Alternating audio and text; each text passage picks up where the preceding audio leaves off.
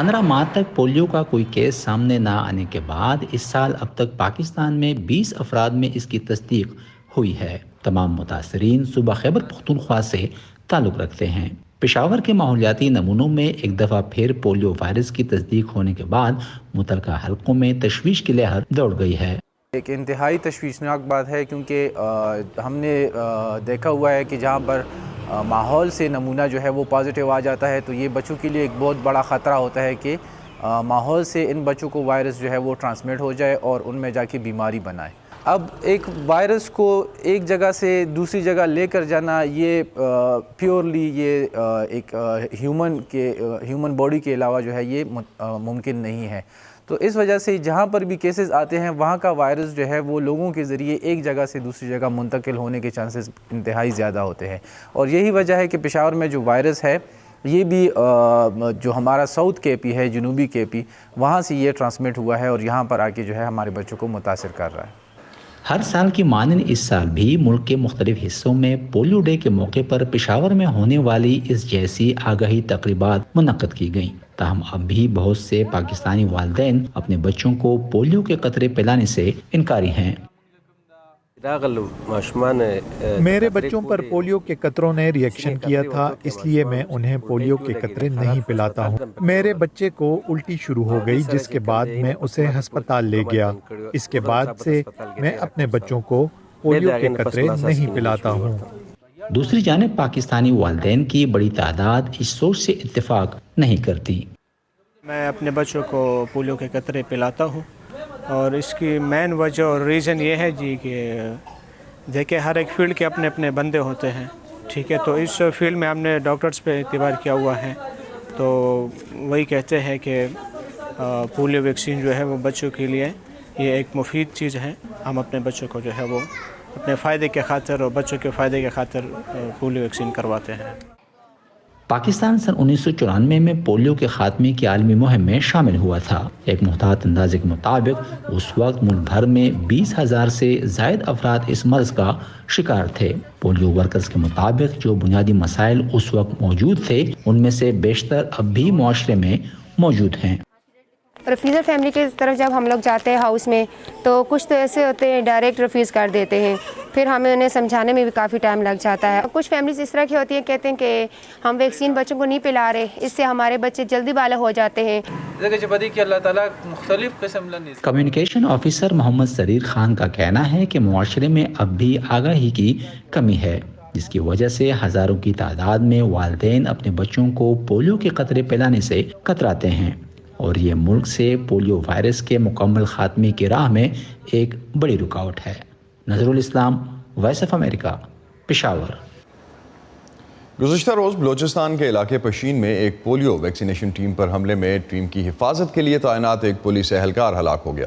پاکستان میں polio vaccination teams اکثر دہشت گردوں کے حملوں کا نشانہ بنتی رہتی ہیں۔ پچھلے 10 سال میں ایسے حملے پولیو ٹیمز سے جڑے تقریباً 100 افراد کی جان لے چکے۔ اس سال پولیو ٹیمز پر اب تک 4 حملے ہوئے ہیں۔ اگست میں خیبر پختونخوا کے قصبے ٹانک میں ہونے والے ایک ایسے ہی حملے میں 2 پولیس اہلکار ہلاک ہوئے تھے۔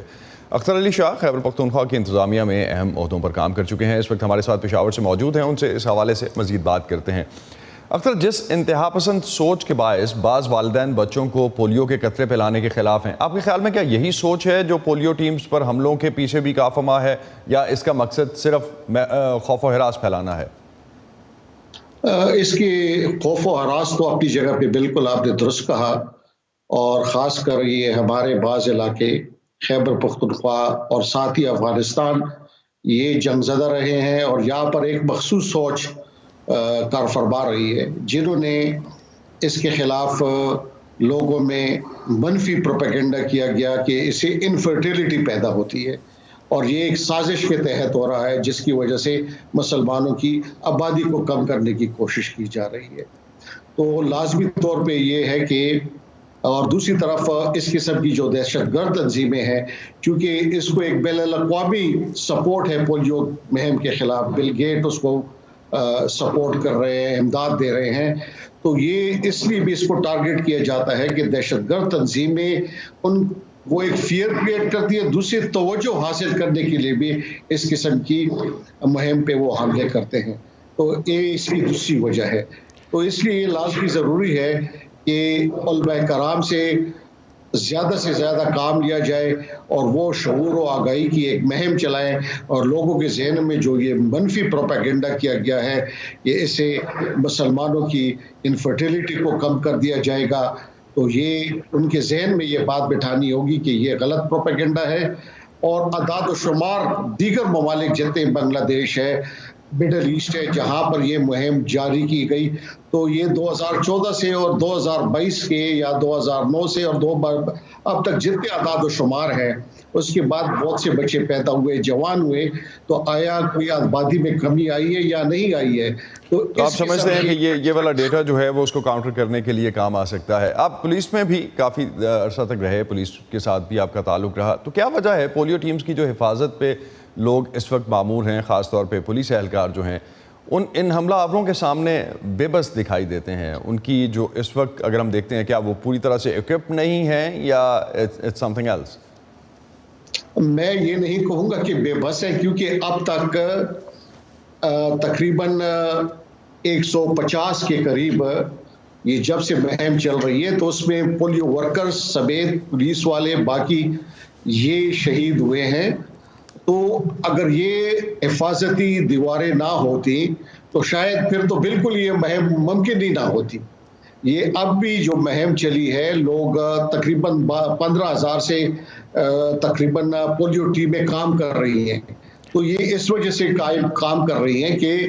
پولیس نے ان کو تحفظ دیا ہوا ہے اور یہ ممکن بنایا ہے، بجائے اس کے باوجود کہ میں یہ بتاؤں گا، یہ بھی ضروری کہوں گا کہ بعض جگہوں پہ کوتاہیاں بھی ہوتی ہے، غفلت بھی ہوتی ہے، جس کی وجہ سے وہ خود وکٹم بن جاتے ہیں. لیکن آپ یہ بھی دیکھیں کہ یہ ٹیمیں اتنی زیادہ ہیں، اب پورے صوبے کی پولیس تقریباً 1,20,000 ہے، تو ہر ایک تو یہ آپریشنل بھی رہی ہے. تو اگر 15,200 تقریباً یہ ٹیمیں ہیں، تو ان کے لیے اگر 2 سپاہی بھی دیے جائے تو آپ بتائیں گے تو اس طرح سے آپ سمجھتے ہیں کہ اتنے لوگ اویلیبل نہیں ہیں. اکثر ایک چیز جس طرح سے ہم پہلے بھی آپ نے جو ذکر کیا کہ اس پروپیگنڈا کو جو آپ کہہ رہے ہیں اس کو کاؤنٹر کرنے کی ضرورت ہے، تو جامعہ ازہر جیسے معتبر ادارے جو ہیں پولیو ویکسین کے جائز ہونے کے بارے میں فتوے دے چکے، تو ایسی کوششیں انتہا پسندوں کے پولیو ویکسین مخالف پیغام اور غلط فہمیوں کے آگے کمزور پھر کیوں ثابت ہوتی ہیں؟ میں یہ کہوں گا کہ اس وقت خوش قسمتی سے یہ کہوں گا کہ علماء کرام اس وقت حکومت کا حصہ ہیں. مولانا فضل الرحمان صاحب، ان کی پارٹی جو کہ دیوبندی مقطع فکر کو ان کی نمائندگی کرتی ہے اور ان کے سب سے زیادہ مدرسے ہیں اس علاقے میں، تو وہ اس وقت ایک بہت مؤثر کردار ادا کر سکتے ہیں. ہر مسجد میں دیوبندی مسلک کے علماء کرام ہیں، تو وہ روزانہ اپنے تقاریر میں، اپنے خطبوں میں، وہ تو جنازوں میں بھی ہوتے ہیں، وہ مساجد میں بھی ہیں، وہ مدرسوں میں بھی ہیں. تو اس بات اور یہ آگاہی اور شعور پیدا کرنے کے لیے وہ ممبر اور مسجد اور جہاں پر یہ موجود ہوتے ہیں تو یہ بات ضرور کرے اور لوگوں کے آپ سمجھتے ہیں یہ نہیں ہو رہا؟ کوئکلی اگر آپ اس کو رسپونڈ کر سکیں، آپ سمجھتے ہیں کہ یہ ذمہ داری پوری نہیں ہو رہی علماء کی طرف سے؟ میں کہوں گا جس حد تک ہونی چاہیے، اوپر سطح پہ تو مولانا تقی عثمانی صاحب بھی کہہ دیتے ہیں دوسرے، لیکن میں یہ کہہ رہا ہوں کہ یہ گاؤں گلی گلی ان کو موبلائز کرنے کی ضرورت ہے. یہی علماء کرام بنگلہ دیش میں موبلائز ہوئے تو انہوں نے فیملی پلاننگ میں انہوں نے حکومت کی مدد کی، اور آج آپ دیکھ رہے ہیں کہ وہاں پر آبادی کا تناسب اس حساب سے کم ہو گیا ہے جس طرح سے پاکستان میں. تو اسی طرح سے پولیو میں بھی اگر ان کو صحیح طریقے سے موبلائز کیا جائے، چینلائز کیا جائے، تو یہ ہم مثبت نتائج یہ آپ سمجھتے ہیں کہ بہتر نتائج لا سکتے ہیں. بہت بہت شکریہ سید اختر علی شاہ، آپ ہمارے ساتھ تھے اور ہمیں اس حوالے سے ہم سے بات کر رہے تھے کہ کون سی ایسی وجوہات ہیں جس کی وجہ سے ابھی تک جو ہے وہ پاکستان میں پولیو ویکسینیشن جو اب تک رہی 94 سے شروع ہونے والی، ابھی تک مسائل کا شکار ہے.